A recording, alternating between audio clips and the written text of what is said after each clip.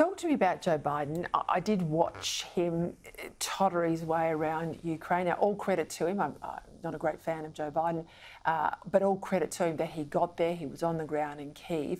I was staggered, though, that he was on a train for 10 hours.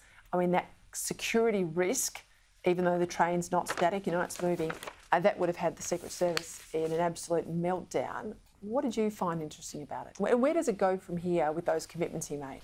Yeah, and it shows, I guess, the Secret Service did a job well done. Supposedly, they let Russia know ahead of time that he was coming, and there was some sort of diplomatic back channeling to avoid some sort of international incident. No road bomb or anything, yeah. Yes, but what I took from that whole visit, Peta, is the support from the U.S. public in the level of involvement by the U.S. in this war has been softening.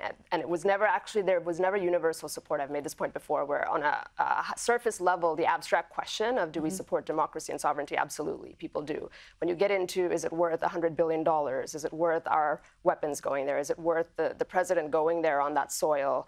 Is that escalatory? And is that putting us at greater risk? The arms treaty is now gone. The energy crisis, there's plenty of domestic problems that are not being addressed while this is. So I think in that way, it's actually not landing very well back home, even if in the scheme of the war and what it says in terms of posturing, it was good. He's actually kind of taking a hit for it because the American public is tiring from this, and that angle, I think, is growing coming out of this visit.